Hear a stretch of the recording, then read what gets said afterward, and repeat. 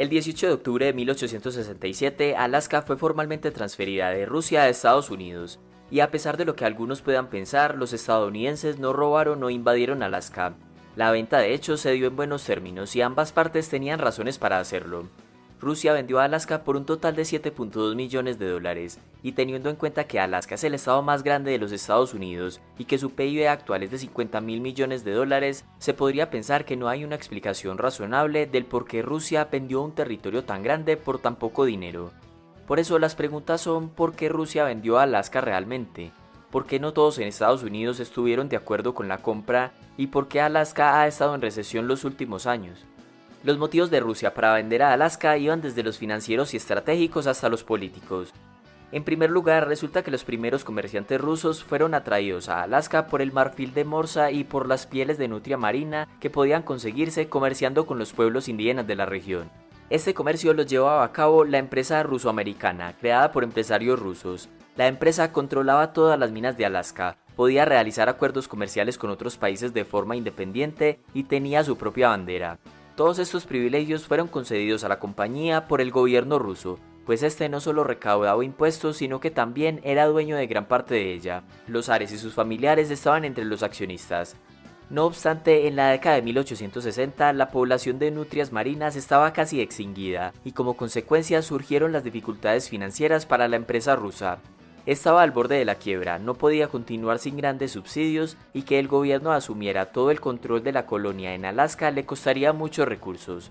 Pero no solo por esta razón Rusia estaba considerando vender Alaska, sino también porque tras la guerra de Crimea, donde Rusia se enfrentó al Reino Unido, Francia y Turquía, sus finanzas quedaron muy deterioradas debido a los grandes gastos militares, por lo que la venta de Alaska parecía una opción cada vez más razonable. En segundo lugar, Alaska era un lugar demasiado extenso y remoto para ser defendido por Rusia. Los mismos dirigentes rusos reconocían que no estaban en condiciones de defender a Alaska si su enemigo de la época, el Reino Unido, intentaba atacar.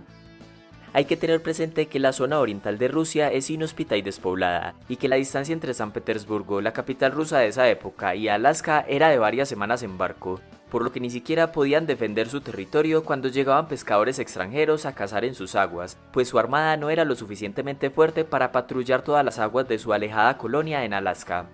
Y en tercer lugar, Rusia y Estados Unidos eran aliados en esos tiempos, y ambos compartían cierta rivalidad frente al Reino Unido.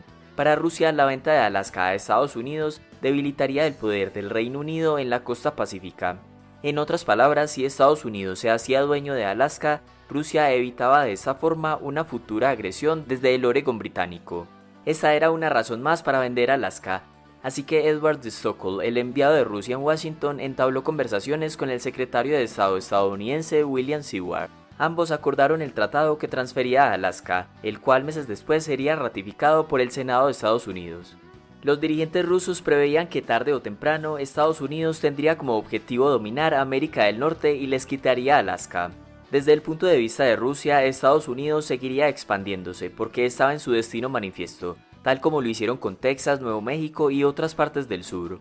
De ahí que era mejor obtener alguna recompensa vendiendo Alaska y quedar en buenos términos que resolver el destino de Alaska en el futuro de una forma menos amistosa. Eso no quiere decir que Estados Unidos fuera el único con anhelos expansionistas. Rusia había adquirido Letonia y Lituania en 1795, a Finlandia en 1809 y gran parte de Polonia en 1815, y también quiso conquistar Bulgaria, Rumania, Moldavia y Crimea. De manera que Rusia también quería seguir conquistando territorios, pero Alaska, como lo mencionamos, era muy difícil de proteger. Ahora, la otra pregunta es por qué en Estados Unidos no todo el mundo estaba de acuerdo con la adquisición de este territorio. Aunque las reacciones por la compra fueron en su mayoría positivas, pues muchos veían que la posesión de Alaska serviría como base para ampliar el comercio estadounidense con Asia, algunos detractores calificaban la compra como la locura de Seward o la nevera de Seward, refiriéndose al secretario de Estado William Seward, quien fue el más interesado en la compra. Los críticos afirmaban que Estados Unidos había adquirido tierras inútiles y que la intención del secretario de Estado era ganar popularidad dentro de su partido y mejorar la imagen del presidente Andrew Johnson, que estaba enfrentando un juicio político en esa época. Durante 2 décadas después de haber comprado este territorio, Estados Unidos no prestó mucha atención a Alaska. Casi todos los colonos rusos abandonaron el lugar tras la compra y por tanto quedó escasamente poblado. Solo fue hasta 1896 que se encontraron importantes reservas de oro que Alaska cobró importancia. Fue la fiebre del oro la que hizo que los estadounidenses se dieran cuenta del potencial económico de esta tierra hasta entonces descuidada. Su valor estratégico aumentó aún más durante la Segunda Guerra Mundial por su cercanía a Japón, y luego durante la Guerra Fría por su proximidad a la Unión Soviética. Pero no solo fue por el oro y por su ubicación que cobró importancia, sino también por el descubrimiento de otros recursos naturales como el petróleo, la plata, el plomo y el cobre. Aunque hay que decir que en las últimas décadas Alaska obtuvo gran parte de sus ingresos por cuenta de la producción petrolera, la cual alcanzó un punto máximo en la década de 1990 y desde entonces no ha dejado de disminuir, como se puede ver en la gráfica. Sus reservas potenciales siguen siendo grandes, pero los intentos de buscar petróleo en la costa del Refugio Nacional de Vida Silvestre del Ártico se han enfrentado con una continua oposición medioambiental. En 2020, Alaska tuvo la producción de petróleo más baja en 40 años, en parte debido a que la pandemia provocó la caída de los precios de petróleo a mínimos históricos, y en esa coyuntura Alaska sufrió más que cualquier otro productor, debido a que sus costos para extraer el petróleo son muy altos. Buena parte se extrae en la zona norte del estado y se transporta por un oleoducto de 1.300 kilómetros de largo y luego se lleva en barco a los otros estados de la costa oeste. Por eso el sector petrolero en Alaska es muy sensible a los precios, porque tiene que superar los $60 el barril para que su extracción sea rentable. Desde que cayeron los precios del petróleo en 2014, Alaska ha estado en recesión prácticamente todos los años. Igualmente, desde 2014 la tasa de desempleo en Alaska ha sido mayor que la tasa de desempleo en todo Estados Unidos. Adicionalmente, como los ingresos petroleros suelen representar buena porción del presupuesto público, el estado de Alaska tiene un déficit permanente de más de $1.000 millones al año, de forma que el petróleo ya no paga la mayor parte de las facturas del gobierno estatal.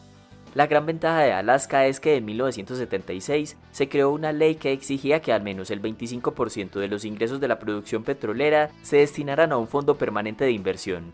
El fondo creció lentamente en sus 2 primeros años, alcanzando $137 millones en 1979. 4 décadas después, ese fondo de inversión equivale a más de $70.000 millones, es decir, mucho mayor al déficit fiscal de Alaska de $1.000 millones. De modo que las ganancias de este fondo de inversión son las que están pagando las facturas del Estado. No hay duda que Alaska deberá enfrentarse los próximos años a una transición de una economía basada en el petróleo a una más diversificada. Lo bueno es que invirtió los excedentes del boom petrolero en el fondo permanente, y eso le da un alivio a las finanzas públicas. Lo malo es que a pesar de tener un clima fiscal favorable para las empresas y unas leyes favorables para los negocios, seguirá enfrentando el problema de su aislamiento territorial y de sus altos costos de transporte y de servicios públicos. Aún así es difícil pensar que Estados Unidos se haya arrepentido en algún momento de haber comprado Alaska por solo $7.2 millones. Hasta acá este video y muchas gracias por llegar hasta el final.